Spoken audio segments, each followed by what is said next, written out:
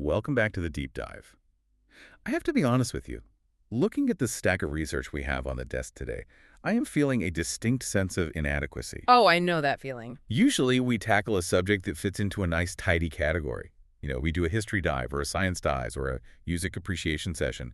We stay in our lane. And today, the lane is gone. We are off-roading. We are completely off the map because if we tried to categorize today's subject, we'd be here all day just listing the labels. It's almost impossible. We're talking about a 12th century Benedictine nun. But if I just say nun, you picture someone praying quietly in a corner, and that is not this woman. Not even close, no. If you look at her CV, it reads like a fever dream of productivity. It's almost unbelievable. It really is. We are talking about a mystic visionary, a composer of music that is, still on the charts today. Which is wild to think about. It is. And then a philosopher, a medical writer, a practitioner of holistic medicine, a linguist who invented her own language just for the fun of it, and a poet. And a political consultant to the most powerful men in Europe. Let's not forget that. Exactly. She was a universal genius centuries before the Renaissance even gave us a term for it. We are talking, of course, about Hildegard of Bingen, the Sibyl of the Rhine. And the mission for this deep dive is pretty specific. We want to understand how.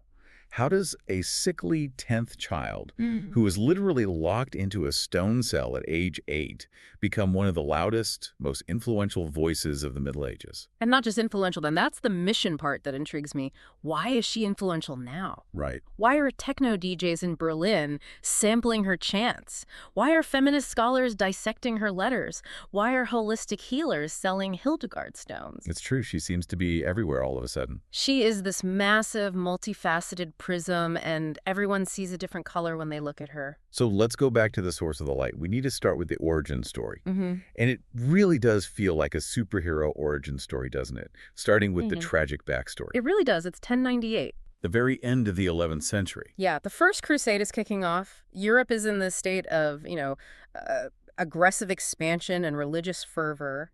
And in the Rhineland, in the service of the Count of Sponheim, a girl is born to a noble family.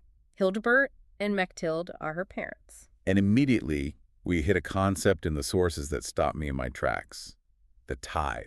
It's a heavy concept. It's not something we really think about in human terms anymore. Most people know a tithe as, 10% of your paycheck you might put in the church offering plate. Yeah. But the sources suggest her parents tithed her.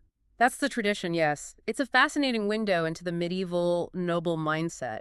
The tradition holds that Hildegard was the 10th child. The 10th. And just as you owe God 10% of your harvest or 10% of your coin, these parents believed they owed God 10% of their human output. Well, just here, God, we had 10. This one is yours. Essentially, yes. It was viewed as a pious act, a way to accrue spiritual capital for the family. It was a good look, so to speak. But there's a practical side to it, too, isn't there? Oh, absolutely. We have to be realistic about the economics of feudalism, too. Having 10 children is expensive. You have to split the inheritance for the sons. You have to find substantial dowries for the daughters. That's a huge financial burden. So sending a child to the church was also a way of balancing the family books? It was a career path and a financial relief valve. Though, I should add a footnote here. Historians debate the 10th child claim. Really? Yeah, we only have records for 7 older siblings, so it's possible 10th was added later to make her sound more biblically significant, like a perfect offering. A bit of retroactive PR. You could say that, but whether she was the 10th or the 8th, the result was the same. She was marked for the church from the cradle. And she wasn't exactly a prime candidate for a strategic marriage anyway, was she? The sources are pretty clear on that. No. She was described as sickly from birth. She was frail. She had trouble walking. In a brutal physical world, she wouldn't have survived the rigors of running a castle or, enduring 10 childbirths of her own. The convent was, in a way, a survival strategy. A safe harbor. A very specific kind of safe harbor, yes. But while her body was weak, her mind was doing something. Yeah. Unexplained. She wrote about this much later when she was 77 years old, looking back. Yeah, in her autobiography. She said she started seeing things at age 3. 3 years old, just imagine that. A toddler. She called it the shade of the living light, umbra viventis lucis. And I want to be really specific here, because when we say visionary or mystic, I think we tend to picture someone having a seizure or fasting until they hallucinate, or dreaming. Right, the ecstatic state. You leave your body and God enters. That's the classic model. But that's not what she described. No, Hildegard was adamant that this was not what happened to her. She was very precise about it. She wrote, "I do not hear them with my outward ears, nor do I perceive them by the thoughts of my own heart, but in my soul alone while my outward eyes are open." So she's sitting at the dinner table, fully awake, maybe holding a spoon, looking at her parents, and simultaneously she is seeing an augmented reality. That's exactly how I think of it. It's an AR overlay on reality. She described a light that was brighter than a cloud carrying the sun. And within that light, she saw architectural forms, people, writing, symbols. It was a constant dual consciousness. He was living in two worlds at once. All the time. That sounds terrifying for a toddler. It was isolating. I mean, how could you explain that? There's a famous anecdote where, as a very young child, she looked at a pregnant cow and described the color of the calf inside the womb. No way. Yes. And her nurse was freaked out. Hildegard realized very quickly that other people didn't have this second sight, and she learned to shut up about it. She hid it. So she has this secret. She's sickly, she's tithed, and then comes the enclosure. This is the part of the story that gave me genuine claustrophobia reading about it. Oh, it's intense. She is sent away to Bodenberg, A male monastery that had a small annex for women of Frauenklos. and she is placed in the care of Jutta von Sponheim. Who was Jutta? Jutta is a key figure. You can't understand Hildegard without understanding Jutta. She was the daughter of a count, beautiful, wealthy, about 6 years older than Hildegard, and she decided to reject the world entirely. She chose to become an anchoress. We need to define anchoress because it's not just a nun, but it's a whole other level. A whole other level. A nun lives in a community, works in the gardens, serves the poor. An anchoress is an anchor. She is literally walled into a cell attached to the church for life. Literally walled in, Yeah. like with bricks and mortar. Often, yes. There was a formal ceremony called the rite of enclosure. It was essentially a funeral service for a living person. Oh my God. The bishop would read the office of the dead. The anchoress would lie on a bier like a corpse. They would sprinkle dust on her, and then they would walk her into the cell, lock the door, and sometimes, yes, seal it with stone. She was dead to the world, alive only to God. And 8-year-old Hildegard goes into that cell with her. That's the setting. A hermitage. Just a stone room with one small window looking into the church so they could hear Mass, and one window looking out to the world to receive food. For 30 years. Roughly, yes. From about 1112 to 1136. Just imagine the psychological pressure cooker of that. 2 women, one a charismatic ascetic, one a sickly visionary child trapped in a stone box. But it wasn't just staring at the wall. This is where Hildegard gets her education, such as it was. Right. Jutta taught her to read the Psalter, the Book of Psalms, and this is crucial. The Psalms are the heartbeat of Benedictine life. They would recite them constantly. Constantly. They recited all 150 Psalms every single week, so Hildegard absorbed the rhythm, the poetry, the imagery of the Psalms into her bones. That's why her later writings sound so biblical. She was marinating in it for decades. And she learned music. Yes. Jutta taught her to play the psaltery, a 10-stringed instrument, sort of like a zither. So in the darkness of that cell, there was language and there was music. Fast forward. It's 1136. Jutta dies. The cell has actually grown into a small convent by this point because so many other women were inspired by Jutta and wanted to join them. Right, the community had grown around them. And Hildegard, now in her late 30s, is elected magistra. She's the boss. She's in charge. But she's still hiding the big secret, the visions. She's only told Jutta and a monk named Volmar about the full extent of them. Ah, Volmar. He's the third character in this early drama. He's her tutor, her secretary, her confessor. And her greatest cheerleader, her biggest supporter. He's the one who kept telling her, you aren't crazy. This is a gift from God. He believed her. He did, which was essential. But then comes the year 1141. Hildegard is 42. And the living light changes. It stops being a passive movie she watches and becomes an active command. This is the moment everything pivots. She receives a vision she describes as a stream of fire entering her brain, and a voice says, write down that which you see and hear. And her reaction is so relatable. It's not, yes, Lord, I've been waiting for this. It's panic. Absolute terror. She writes, I refuse to write, not out of stubbornness, but out of humility and the doubt of unworthiness and the fear of gossip. The diversity of human words, as she put it. Exactly. She was terrified of being labeled a heretic, a woman writing theology, a woman claiming to speak for God. That's how you get investigated. That's how you get burned at the stake. So she resists. She says no. And then, and this is the pattern that defines her life, the divine strike happens. Yes, she falls physically ill. And not just, I have a headache. She describes being paralyzed, bedridden, in agony. It's psychosomatic in the most extreme sense. Well, Hildegard would say the body and soul are completely connected. If the soul resists its God-given purpose, the body breaks. She explicitly attributed this illness to her disobedience. It was a battle of wills between her fear and God's command. And the pain wins. Eventually, she can't take it anymore. She calls for Volmar. She calls for one of her nuns, a close friend named Richardus von Stade, and she says, okay, all right. And the moment she picks up the wax tablet to start dictating, she recovers. Just like that. Just like that, the illness lifts. And that brings us to section 2, the visionary theology. Because she doesn't just write a diary, she writes Scivias. Scivias, which means know the ways. It took 10 years to complete. It's a massive volume documenting 26 major visions. But here's the problem. You can't just publish a book like that in 1147. You need a permit, right? You need the church to say, this is legit. Especially as a woman. If she had released this on her own, she would have been silenced immediately. Or worse. But Providence, or maybe some clever maneuvering, intervened. Pope Eugenius III was nearby at a synod in Trier. This is the high-stakes moment. The abbot of Disibodenberg, a man named Kuno, realizes, hey, this nun might be famous. This could be good for us. He sees an opportunity. He takes a chunk of the unfinished book to the Pope. Picture the scene. A room full of cardinals, bishops, the Pope himself, all men, all highly educated in formal dogma. And they are reviewing the wild, rambling, fiery writings of an uneducated nun from a backwater convent. It could have gone so wrong. So wrong. They could have declared it heresy on the spot. But the Pope reads it. He has it read aloud to the entire assembly, and he is moved. He sends a letter back to Hildegard, giving her his apostolic blessing and commanding her to write more. That is the golden ticket. It changed everything. It gave her instant credence. She was no longer just some strange nun. She was a prophetess. She had the Pope's seal of approval. That made her untouchable.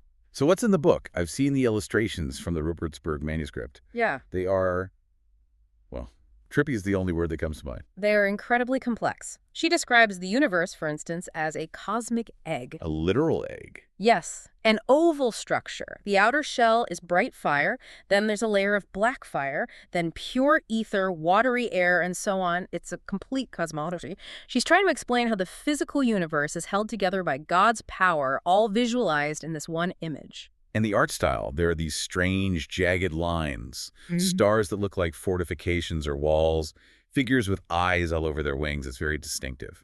And those specific visual details, the shimmering lights, the zigzag lines, the fortress shapes, led to a very famous modern theory about what was going on. Right, this is where the science comes in. Yes.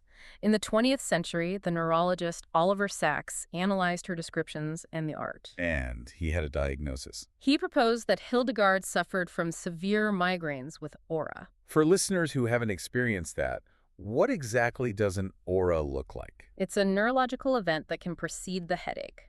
The visual cortex basically goes haywire. You see scatomata blind spots, you see shimmering lights, and you see fortification spectra, expanding zigzag patterns that look exactly like the crenellated walls in Hildegard's drawings. Which tracks perfectly with her description of the living light. It matches the clinical description almost perfectly. Sacks argued that the sickness she battled her whole life, the illnesses that struck her down, were likely these chronic, debilitating migraines. Now, does that explain it away? Does that mean she wasn't a mystic, just a headache sufferer? No, and Sacks was very clear about this, and I agree with him. It explains the mechanism, not the meaning. That's a great distinction. Hildegard was a genius. She took these debilitating neurological events and interpreted them through the lens of her profound faith. She didn't just suffer, she built a cathedral out of her pain. To her, the aura was God speaking. That's a beautiful way to put it. She didn't stop at Scivias, though. She wrote 2 more massive theological works. Right. Liber Vitae Meritorum, the Book of Life's Merits. This is where she gets into moral psychology.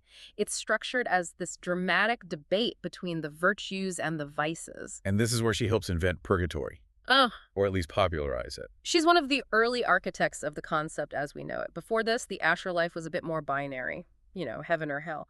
Hildegard describes a place of purging, where souls work off their temporal debts before entering heaven.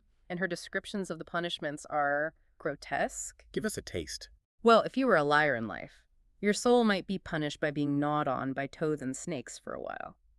If you were a seducer, you might find yourself standing in a lake of fire up to your loins. That is specific and vivid. It's medieval horror. But the point was pastoral. It was meant to scare people straight. And then her final great work, written in her 70s, Liber Divinorum Operum, the Book of Divine Works. This is the grand unified theory. This is her masterpiece. She connects the microcosm and the macrocosm. The classic, as above, so below. Exactly. The human body, the microcosm, is a perfect mat of the universe, the macrocosm. The winds of the world correspond to our breath. The rivers correspond to our veins. The structure of the cosmos is mirrored in the structure of man. It's this beautiful holistic view where physics and theology are the same thing. They are completely intertwined. There is no separation. It's amazing to think of her, in her 70s, still trying to solve the riddle of the universe. But she wasn't just a writer locked in her room, she was a politician. And section 3 of our outline is titled The Politician and the Founder, because this is where Hildegard stops being polite. I'm not sure she was ever very polite, to be honest. But yes, this is where she fights for her independence. Okay, so she's at Disibodenberg. She's famous now. Pilgrims are coming to see the visionary. The monastery is making money off her fame and the donations. Right. She's a major asset. And she decides she wants to move. She wants to take her growing community of nuns and found a new independent convent at a place called Rupertsberg. Why?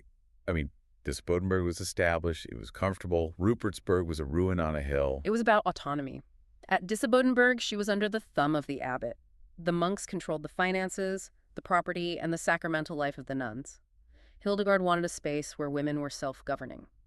She wanted to be the abbess in truth, not just in title. But Abbot Kuno wasn't going to let his golden goose fly the coop. No, he refused. He said, absolutely not, you stay here. He probably didn't want to lose the prestige or, more importantly, the income. And this is where we see Hildegard the tactician. She doesn't just write a letter of complaint. She invokes the divine strike again. She falls ill. But this time, the description is frightening. Her biographer writes that she became paralyzed and so heavy that she could not be lifted from her bed. Supernaturally heavy, is that the claim? That's the claim. The abbot tries to physically move her or have her moved, and she is like lead. She is immovable. She claims that God is pinning her down until the abbot relents and lets her community go. It's a standoff, the immovable nun versus the greedy abbot. And the nun wins. The abbot realizes he looks terrible, the people are on her side, the Pope is on her side, and apparently gravity is on her side. He caves, he gives in. So in 1150, she moves to Rupertsberg. She oversees the construction. She secures property rights. She proves she's a CEO as well as a mystic. Absolutely. And once she has her own base of power, she starts to project that power outwardly. She undertakes preaching tours. We have to pause on how wild this is. St. Paul said, "I do not permit a woman to teach." For centuries, women were not allowed to preach in public. It was strictly forbidden. But Hildegard went on 4 major tours up and down the Rhine. She spoke in cathedrals, in public squares, to huge crowds of clergy and laity, an old nun traveling by boat and cart, commanding the attention of the entire region. And she wasn't giving nice, gentle homilies about love and forgiveness. Oh, no, she was roasting them. She attacked the clergy for corruption. She attacked simony, the buying and selling of church offices. She called the priests dogs who do not bark. Dogs who do not bark. That is a savage insult. A watchdog that doesn't warn of danger. It is. She told them, "You are failing God. You are corrupt. So God has sent me a weak, poor woman to tell you how to do your job." That weak woman rhetoric again. So clever. It was her shield. She called herself paupercula feminea forma, a poor little female figure. By constantly emphasizing her own weakness, she made the argument that her strength must be supernatural. If a man spoke like that, it would be arrogance. If a weak woman spoke like that, it was a miracle. It's brilliant reverse psychology. And she used it on emperors, too. She wrote to Frederick Barbarossa. The Holy Roman Emperor, the most powerful man in the Christian world. They were friends, or at least correspondents for a while, but when he supported a rival, Pope and anti-Pope Hildegard turned on him. Did she send a polite letter of disagreement? No. She wrote a letter that essentially said, "You are acting like a madman and a child. Watch out, because the King of Kings is watching you, and he will crush you." She threatened the emperor with God's wrath to his face. And she survived. Anyone else would have been executed for treason, but Hildegard was too respected. She had too much moral authority. Barbarossa didn't dare touch her. But she wasn't entirely invincible. Section 3 ends with the excommunication crisis, and this happens at the very end of her life. She's 80 years old. It's her final battle. A nobleman who had been a benefactor to the convent died. Hildegard allowed him to be buried in the convent cemetery. Standard procedure, right? Except the clergy in Mainz, the big city nearby, claimed this guy had been excommunicated before he died. Therefore, his body was unclean. They ordered Hildegard to dig him up and throw his body out of consecrated ground. It is gruesome. What does she do? She refused. She insisted he had reconciled with the church before death. She refused to violate the sanctity of his grave. In fact, she went out to the cemetery with her staff and erased all the grave markings so the men from Mainz couldn't find the body to dig it up themselves. An 80-year-old nun playing a shell game with a corpse to protect a man's soul. That is punk rock. The clergies were furious, absolutely livid. They placed her entire convent under interdict. Explain what that means for the nuns. What are the consequences? It's a collective punishment. It's a lockdown. No mass could be said. No sacraments could be administered. And crucially for Hildegard, no music. They were forbidden to sing the divine office. Silence. For a community that believed singing was the language of angels, that must have been a form of torture. It was devastating, but she didn't fold. She wrote a blistering letter to the prelates of Mainz. She argued that music is the highest form of praise, it's the harmony of heaven, and by silencing her nuns, they were the ones doing the devil's work. She completely flipped the script on them. She warned them that God would judge them for silencing his praise. And eventually, after months of this, they blinked. The interdict was lifted in March 1179. She died 6 months later. She won her final fight. Speaking of the silence being torture, let's talk about the noise she made. Section 4. The composer. Because this is probably how most people know her today, even if they don't know they know her. She's the most recorded medieval composer in history, by a wide margin. If you type medieval music into Spotify, Hildegard is the first thing you see. What makes her music so distinctive? To my untrained ear, chant is chant. It's monks humming in unison. Standard Gregorian chant is very restrained. It's beautiful, but it's functional. It moves in small steps, up a note, down a note. It stays within a pretty narrow melodic range. It's meant to be calming, not exciting. Exactly. Hildegard's music, which she collected in a cycle called Symphonia, is ecstatic. It's emotional. How so? What does that sound like? The range, first of all. Her melodies swoop from the very bottom of the register to the very top, sometimes over 2 octaves. It's incredibly athletic and demanding for the singers, and it's melismatic. Define melismatic for us. So syllabic singing is 1 note per syllable. Think twinkle, twinkle little star. Melismatic singing is when you take 1 vowel like the O in Gloria and you sing 30, 40, 50 notes on that one single sound. So it's like a jazz run or a diva moment in a pop song. That's a great modern analogy. It creates this feeling of timelessness, of floating, of divine inspiration just pouring out. It's meant to induce a trance state, to lift you out of the ordinary. And she wrote the lyrics too, the poetry. Yes, and the lyrics are just incredible. Feather on the breath of God, the blood of the rose that blossoms in the thorn. It's rich, sensory, almost psychedelic imagery. She also wrote what is arguably the first opera, the Ordo Virtutum. The play of the virtues. It's a musical drama, a morality play. That's the plot. It's an allegory. The main character is Anima the soul. She is struggling. She is tempted by the world but wants to reach heaven. She is surrounded by the virtues personified as women like humility, charity, chastity, and she is stalked by the devil. And there is a fascinating theological detail in how the music works in this play. This is one of those things that just makes you go, whoa. This is my favorite aha moment in all of Hildegard's work. In the play, the soul sings, the virtues sing in beautiful, harmonious plainchant, but the devil, he does not sing. You can't carry a tune. Is that it? He is incapable of music. In the manuscript, his lines are written without any musical notation. The instructions say he must shout, grunt, or speak discordantly. Why? What's the theology there? Because for Hildegard, music is divine harmony. It is the order of the cosmos. It is the echo of God's voice from before the fall. The devil is the spirit of discord, of chaos, of separation. By rebelling against God, he lost the ability to harmonize. He is purely noise. That is profound. To be evil is to be unmusical, to be without harmony. Exactly. And practically, it must have been quite a scene in the convent. You have the nuns dressed in beautiful robes, singing like angels, and then Volmar, the poor monk, playing the devil, just standing there shouting and grunting at them. It brings the theology to life in a way a sermon never could. But Hildegard wasn't just concerned with the soul's harmony. She was concerned with the body's harmony, too. Which takes us to section 5, the scientist and healer. This is the side of her that gets you into the health food store. She wrote 2 major scientific texts, Physica, which is a book of natural history, and Causae Curae, or Causes and Cures. Where did she learn medicine? Was she reading Galen and the Greek texts? She read some Latin texts, sure. She was well-read. But mostly she learned in the garden and the infirmary. Monasteries were the hospitals of the Middle Ages. The nuns grew the herbs. They treated the sick locals who came to the door. Hildegard was a practitioner. She had dirt under her fingernails. And there's a central concept here that ties everything together for her. Viriditas. Viriditas. It's one of her favorite words. It's a Latin term that is really hard to translate perfectly. It means greenness, greening power, vitality. It sounds like virility mixed with verdant. That's exactly the root. To Hildegard, viriditas is the life force that comes from God. It flows through nature, making plants green and moist and alive, and it flows through humans. If you are healthy, you are green and moist. If you are sick or sinful or melancholic, you are dried out, you are withered. So health is essentially a kind of spiritual hydration and photosynthesis. In a spiritual sense, yes. She saw a direct link between the health of the soul and the health of the body. Sin dries you out. Grace makes you green again. She categorized everything. Plants, stones, animals.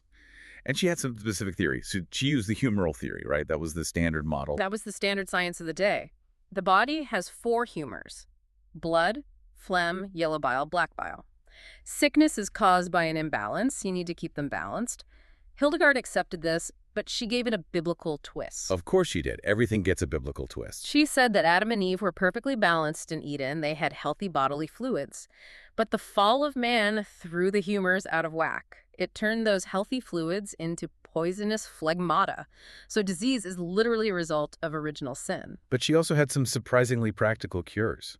Let's talk about beer. This is her claim to fame in the brewing world. She is credited with the first written reference to using hops in beer as a preservative. Before that, what was in beer? A mixture of herbs called grut, but it spoiled quickly. Hildegard noted that the bitterness of hops stopped putrefaction. It made the beer last longer.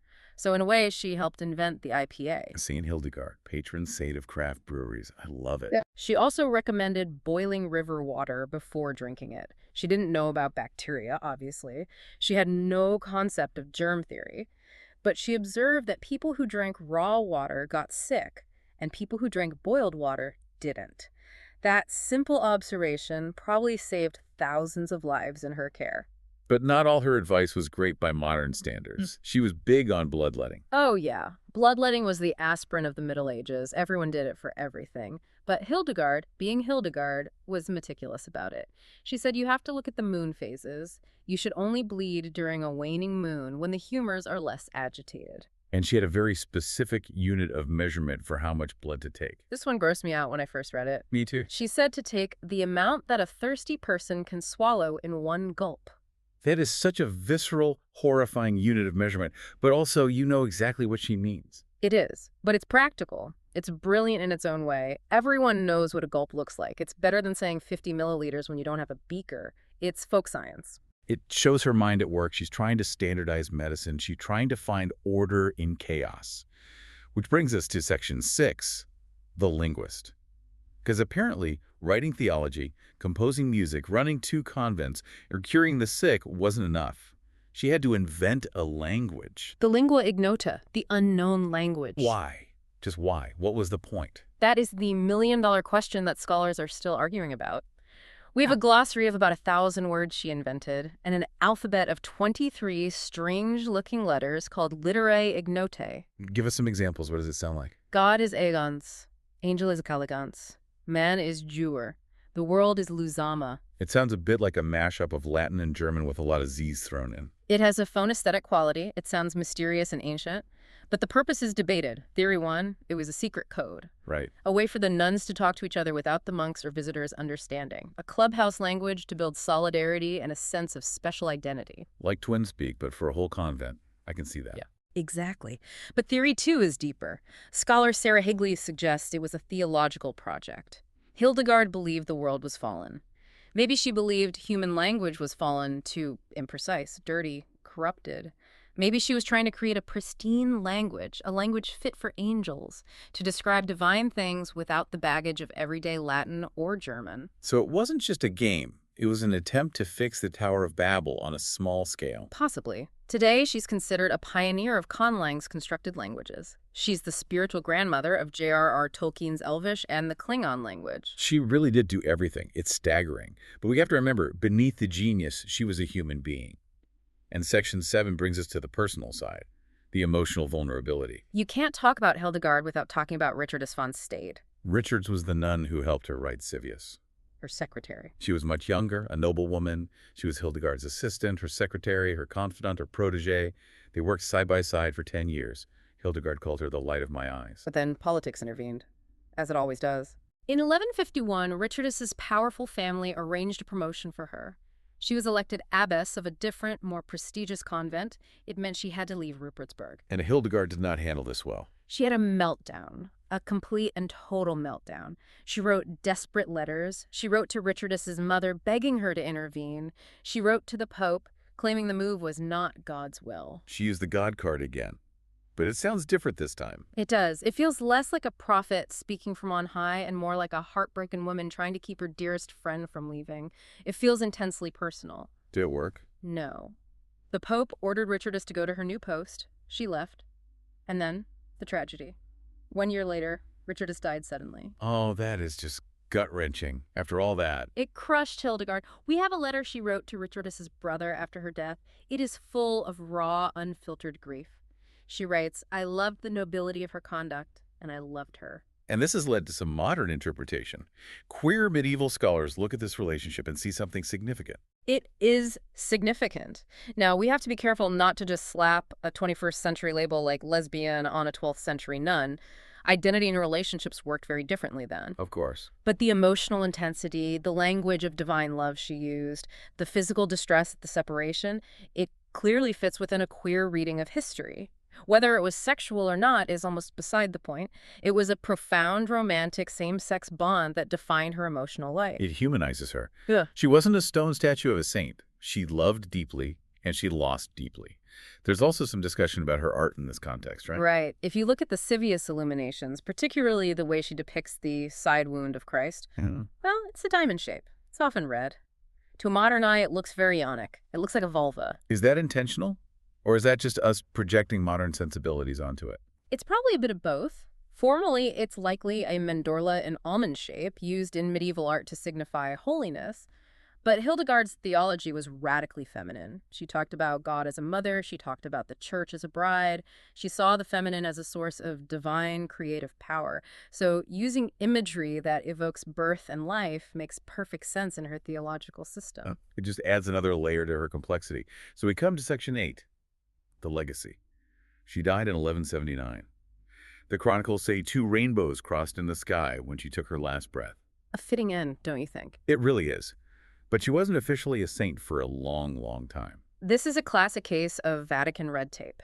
The canonization process started almost immediately, but documents got lost, committees dragged their feet, the Reformation happened and threw everything into chaos. For centuries, she was a saint by popular tradition, but not on the official list. When did it finally happen? Not until May 2012. Pope Benedict XVI finally used a process called equivalent canonization to basically say, look, everyone has treated her as a saint for 800 years. Let's just make it official. And then he gave her an even rarer title a few months later, Doctor of the Church. That is a huge deal. There are only about 37 doctors of the church in all of history. You're talking Augustine, Aquinas, Teresa of Avila. It means your teachings are considered universally important and orthodox. It's the Hall of Fame of theology. For a woman who called herself unlearned, that is the ultimate vindication. Absolutely. But her legacy isn't just in the church. As you said earlier, it's in the club. This is my favorite part of the story, the pop culture revival. It started in the 80s and 90s with the chant craze, but then electronal artists found her.